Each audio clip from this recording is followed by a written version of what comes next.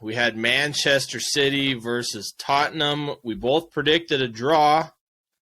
This was anything but. Yeah. And a story of two completely different halves and two completely different Manchester City teams. Yeah, I know we had talked about, Tottenham, they need to get out to a quick start. They can't be waiting to the second half to start playing. They came out to a quick start, that's for sure.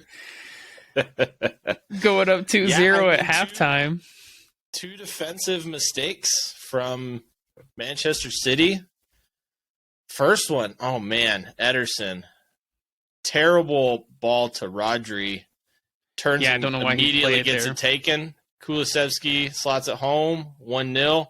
And then a minute and a half later, Rodri tries to dribble out of the back. Kane with a beautiful sliding tackle. Shoots it at goal, or what you would think was a blasted cross, one of the two. It was a Ederson shot. parried it, and the unlikely hero of Emerson Royale heads it landed home. on his head. Yep. So, 2-0 at halftime. And honestly, I was thinking okay, Tottenham, let's see how this second half goes. You're a second half team. And then they weren't. No. They were not a second half They team. spurred it. I don't know if this was a combination of Tottenham being Tottenham and what we would say here in Washington is couging it, or if this was Tottenham poking the bear and Manchester City finally coming alive, because this second half from the get-go was not even close. Not at all. You got to, I think for me, the man of the match there for that City team was Riyad Mahrez. He 100%. really came alive in that second half. Yes. Was terrorizing those defenders. And then they end up getting 3 quick goals. Yeah. Alvarez scores in the 52nd to get him started. Hugo Lloris parries it right to him, volleys it home, and then the inevitable 53rd minute, Erling Haaland. Off of a Mahrez. Riyad Mahrez header back across goal. But I want to talk about that ball from Rodri over the top to Mahrez. Whew, what a beauty. Yeah, that was a beauty. And then the cushion header to Haaland as well. So he had the easiest job. Yeah, essentially just staying on sides and then running through the ball. That ended his 333-minute goal drought for Erling Haaland. And then the 64th minute, Riyad Mahrez. I don't know if this is more of a Hugo Lloris just being a bad goalie, or if this is Riyad Mahrez with a shot of brilliance, beating Lloris near post with maybe a foot between Lloris and the post. I think I'd give the credit to Mahrez because that was a rifle of a shot. Obviously as a goalkeeper, you never want to get beat at your near post.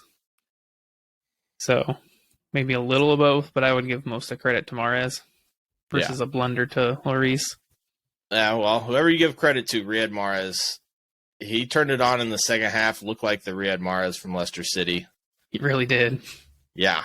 Do you think this is more of a permanent form for him and he's back to his best, or do you think this was just someone pissed him off in the locker room and he decided to play the same way he did? I don't think anyone pissed him off ago. in the locker room, but I think, everything kind of aligned for him. You have those games where just whatever you do, you have that perfect touch, the, perfect shot. Everything comes off for you. Yeah. And I think that was his game. I mean, he's still a great player, don't get me wrong, and he's scoring goals. But this was that game where everything just fell into place for him. Yeah, it certainly did. Other bright spot in this game, Rico Lewis. Another good performance from him. He's keeping João Cancelo and Kyle Walker out of the team right now. Yeah, he is playing real well. Young kid. That's fun to see. You always like to see young players coming up. Yeah. And then probably the biggest talking point, which I have to ask you, is Hugo Lloris done at Spurs? I think so. I think this might be his last year there before they go and maybe splash some cash on another goalie or give someone else a chance. Yeah, I mean, you kind of have to. I mean, that's 6 mistakes leading to goals this year. Most it's sad to see too, man. He's been such a rock for him in the back for so many years. But that's, again, it's for so many years. I mean, how long has he been there? 15 years? Forever. It seems like. But, I mean, he's not getting any help in front of him either. I mean, that's 21 goals conceded in 10 games for Spurs. Like that. That's more than the defense of Newcastle City and Arsenal. But that's only in the last 10 games. It's nuts. Yeah, that Spurs team could be in trouble here. You know, the first half we were all probably praising them, like, look at them go, taking advantage. Yeah. You know, they didn't have a whole lot of opportunities, but the ones they had, they took advantage of. You know, and then in that first half, City had a lot of the possession, but they weren't creating anything. You know, nothing too dangerous for Lloris. Rico Lewis had a good shot that Hugo saved. Mm-hmm. But I mean, there wasn't a whole lot created by Man City, and I'm guessing they must have got their asses chewed out by Pep at halftime. Yeah. Yeah, I definitely think, you know, I mean, he had some choice words after the game too, even after winning 4-2. But yeah, it's, whew. I can't imagine what that locker room was like. Pep is an intense person, so. Yep. But I do think, though, City might be more dynamic going forward with both Alvarez and Haaland starting. That was an interesting play by, Pep, starting both of them. And I got to agree with you. Alvarez, he's a firecracker, man. He's a ball of energy on that field. He likes to run, that's for sure. You know, versus Haaland, Haaland can run, but like you say, he's more of a vertical player. Alvarez will come out to a wing and try to create. And he can finish too. Yeah, it was a great finish. And I mean, it was a bold move by Pep, not only starting them, but benching De Bruyne, Walker, Bernardo Silva, and Phil Foden out of the starting lineup.